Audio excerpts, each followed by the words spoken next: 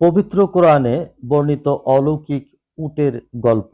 প্রিয় দর্শক, আজকের এই পর্বে আপনাদেরকে জানাবো পবিত্র কোরআন শরীফে বর্ণিত একটি অলৌকিক উটের গল্প।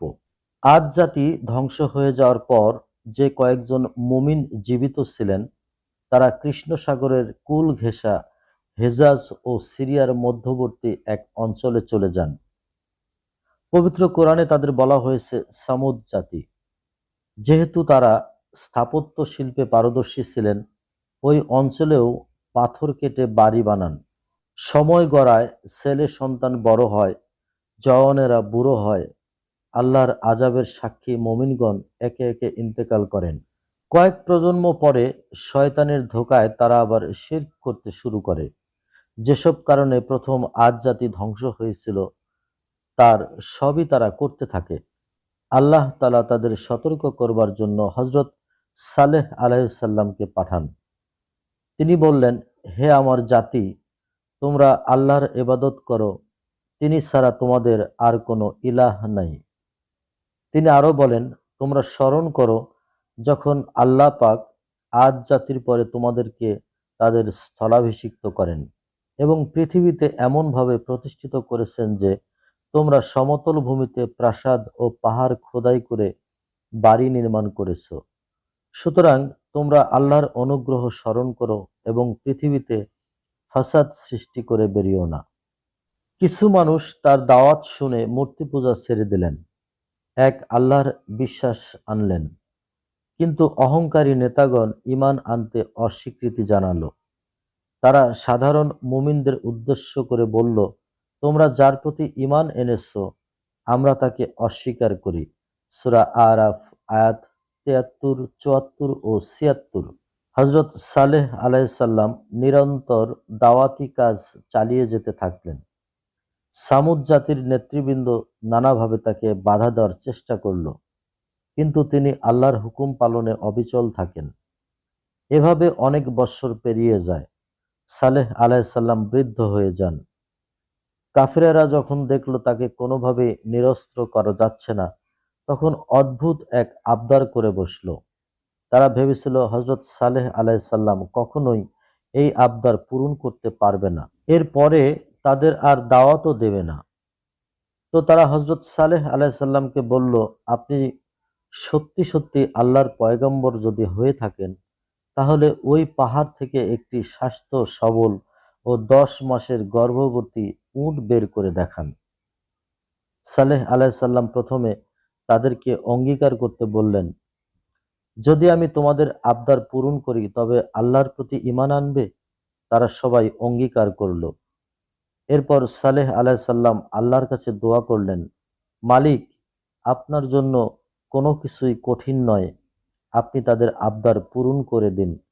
এমন সময় বিকট শব্দে পাথর ভেঙে তারা যেমন দাবি করেছিল ঠিক তেমন একটি উট বের হয়ে আসলো।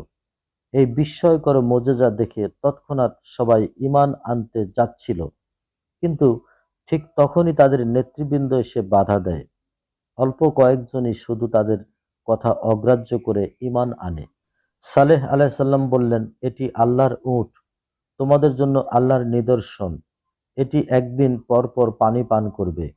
উটটি এত বেশি পানি পান করত যে অন্য প্রাণীর খাবারের জন্য কোনো পানি থাকতো না। মূলত এটাও ছিল আল্লাহর আযাব। অবশেষে তারা উটটিকে হত্যা করবার সিদ্ধান্ত নেয়। শাহ ওলিউল্লাহ দেহলভী রহমতুল্লাহ আলাইহি বলেন, মানুষ যে পাপ কাজ করে, আলমে মালাকুতে সেই পাপ কাজটা কোনো পশুর আকৃতি ধারণ করে থাকে। সামুদ জাতির পাপ কাজ এতই বেড়ে গিয়েছিল, সেটা বিশাল মাদি উটের রূপ ধারণ করে। তারা যখন উটটিকে হত্যা করে তখন পাপ কাজ আল্লাহর আযাব হয়ে ছড়িয়ে পড়ে। তাওয়িলুল আহাদিস শাহ ওলিউল্লাহ দেহলভী, পৃষ্ঠা ২১ থেকে ২২ পর্যন্ত। তারা যখন উটটিকে হত্যা করে, হযরত সালেহ আলাইহিসসালাম অশ্রু ভরা চোখে তার জাতিকে বললেন, হে দুর্ভাগা জাতি, তোমরা কি ধৈর্য ধরতে পারলে না? এখন আল্লাহর আযাবের অপেক্ষায় থাকো। এর ৩ দিন পর অবধারিত শাস্তি আসে। এক বিকট আওয়াজ হয়, সেই আওয়াজে যে যে অবস্থায় ছিল সেই অবস্থাতেই মৃত্যুবরণ করে। কাসাসুল কোরআন, মাওলানা হিফজুর রহমান শিবহারবি, খণ্ড ১, পৃষ্ঠা ১৬৬। আল্লাহর নির্দেশে সালেহ আলাইহিস সালাম মুমিনদের নিয়ে নিরাপদ আশ্রয়ে চলে যান। আযাব শেষে সালেহ আলাইহিস সালাম আপন জাতির জনশূন্য ঘরবাড়ি দেখে দুঃখ ভারাক্রান্ত কণ্ঠে বলে ওঠেন, তোমাদের নসিহত করেছিলাম, কিন্তু তোমরা তো নসিহতকারীদের পছন্দ করো না। সূরা আরাফ, আয়াত ৭১। প্রিয় দর্শক, এটি ছিল পবিত্র কোরআনে বর্ণিত উটের একটি কাহিনী, এবং এই উটের কাহিনীকে কেন্দ্র করেই আমাদের শিক্ষা নিতে হবে। কারণ আল্লাহ পাক যা ইচ্ছা তাই করতে পারেন, এবং আল্লাহ পাক কোনো জাতির উপরে যখন আযাব অবতীর্ণ করেন, ঠিক এরকম কোনো প্রাণীর রূপ ধারণ করেও তাকে পাঠিয়ে দেন। এটি হলো এই আজকের এই ভিডিওর মূলত শিক্ষা, এবং এই শিক্ষা থেকে আমরা এটি অনুধাবন করতে পারি, আল্লাহ পাকের আদেশ এবং নিষেধ সম্পূর্ণই আমাদের মেনে চলা উচিত। আল্লাহ পাক আমাদের সকলকে বুঝার এবং আমল করার তৌফিক দান করুন। আমিন।